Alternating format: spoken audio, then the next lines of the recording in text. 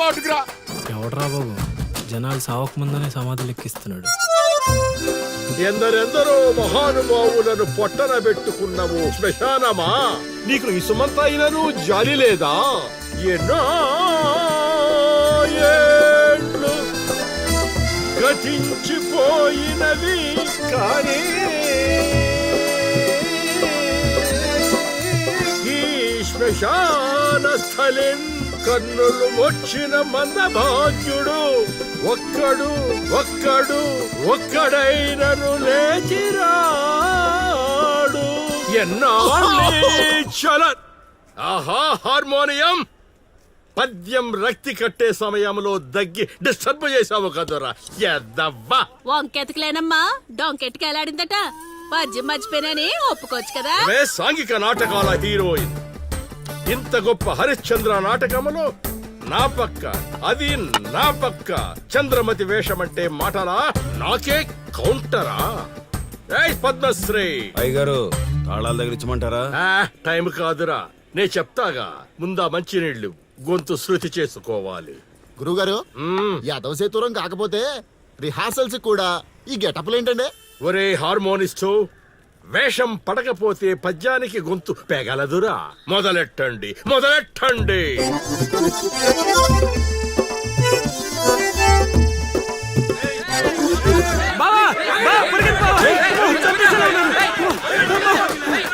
ఏం చేసావురా? నేనేం చేయలేదు బావా.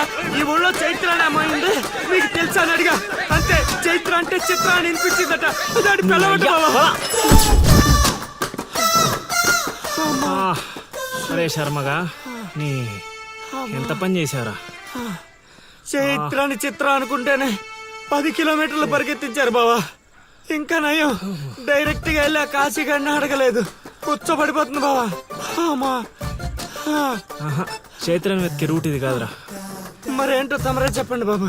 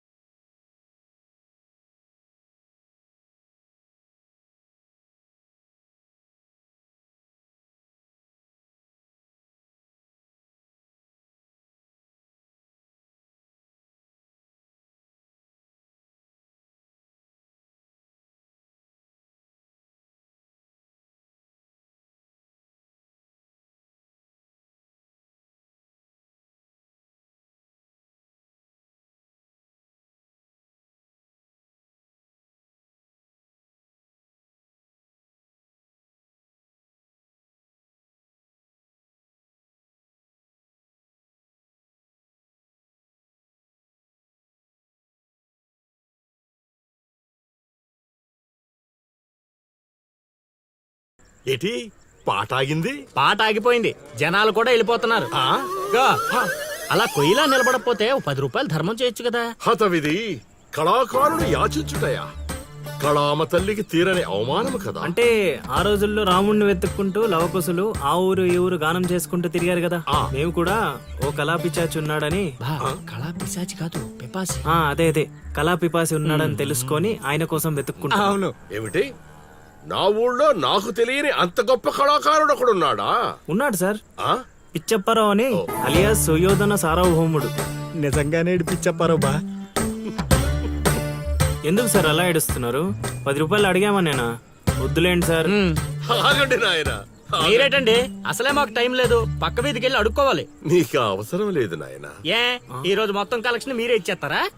కాదు నాయన, మీరు వెతుకుతున్న ఆ పిచ్చి అప్పారావు అలియా సుయోధన సార్వభౌముడిని నేనే నాయన.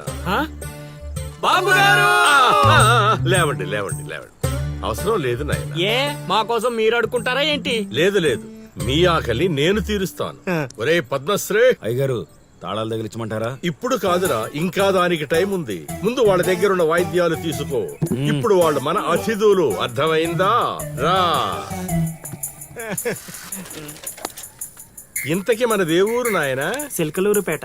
ఓహో, అవును, అక్కడ కళాకారులు ఎక్కువే. అవునవును, అక్కడ అన్ని రకాల కళాకారులు ఎక్కువే. అవును, ఈ లవకుశులుగానే ఎందుకు చేయాలనుకున్నారు? ఏ రాముడు కృష్ణుడు చేయొచ్చుగా. అంటే చిన్నప్పటి నుంచే అలవాటు చేసుకున్నాను సార్. వయసు పెరిగిన కొద్దీ మీసాలు గడ్డాలు పెరిగిపోయాయి. అవునండి, వాటికి ఎరువులు వేయాల్సిన అవసరం గానీ నీళ్లు పోయాల్సిన అవసరం గానీ ఉండదు కదండి. వాటంతటో పెరుగుతుంటాయి. అవునయ్యో, ఈ ఊరంతా నా కళకు అభిమానులే. నా అంత గొప్ప కళాకారుడు కావాలంటే మీరు కూడా నాతో ఉండిపోండి. సార్ ఆ ఇల్లు ఎవరిది సార్? ఏది అదే? కాశీ అని మా బంధువుల ఇల్లే. ఓహో. అదిగో ఎదురుగా వస్తోంది అమ్మవారి ఊరేగింపు, ఆ ఇంటికే వెళుతోంది. చూడు బాబు, ఇదే మా ఇల్లు. ఈ కళాపిపాసి ఆహ్వానాన్ని స్వీకరించండి. రండి. సార్ ఇవన్నీ మీకొచ్చినవేనా సార్? కొన్ని తెచ్చి పెట్టుకుంటే నీకు కూడా వస్తాయి బాబు. పార్వతి, కళని కళాకారుల్ని అవమానిస్తున్నావు. అలానే కదా బంగారు ప్రాసుల్ని కాస్త దాన్ని ప్రాసులు చేసేశారు. ఆ ధాన్యాన్ని బియ్యం చేసి తింటేనే కదమ్మా బంగారమైన సంపాదించగలం, లేదా బంగారంలో బతకగలం. సెహవాడ్, సెహవాడ్, నీ మాటతోనైనా కొందరి కళ్ళు తెరుచుకోవాలి. అన్నట్టు వీళ్ళు ఆ అర్థమైంది. ఏమే ఇంకో ఇద్దరు కంట వండి పడే తినిపోతారు. సత్రంలో తయారైంది కొంప. ఇది 1980లో వచ్చింది, ఇది 90లో వచ్చింది. సార్ ఇవన్నీ మనకొచ్చినవని చెప్పుకోకపోతే బతకలేం సార్.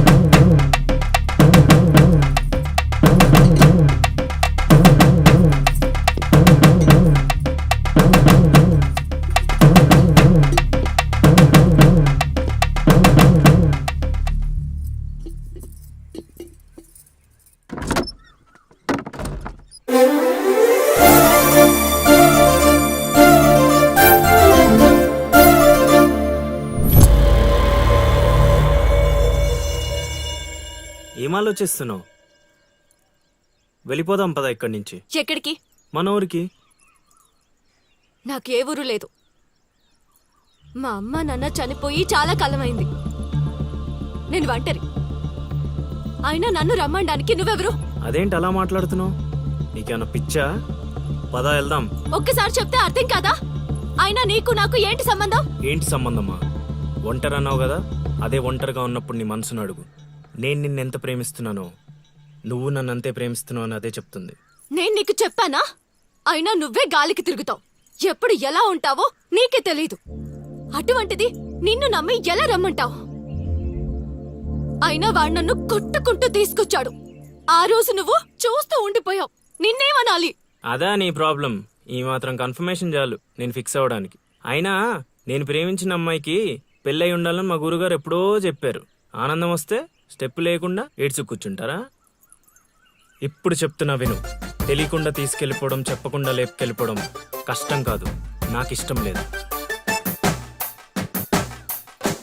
తీసుకెళ్ళను లేపుకెళ్ళను అన్నానని నువ్వు దేనికి ఫిక్స్ అవ్వకు. ఎందుకంటే నా మాటకి నేనే ఫిక్స్ అవ్వను. 24/7 ఎప్పుడైనా వస్తా. కొంచెం రెడీగా ఉండే.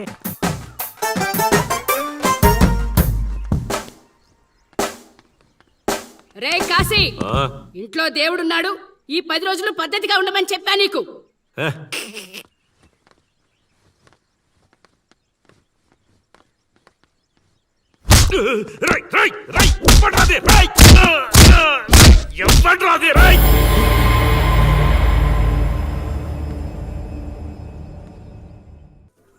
బా కాశీగాడు ఊర్లో ఆడింట్లోకి వెళ్ళి మరి ఆడిని కొట్టావంటే నువ్వు మామూలుడు కాదు బా.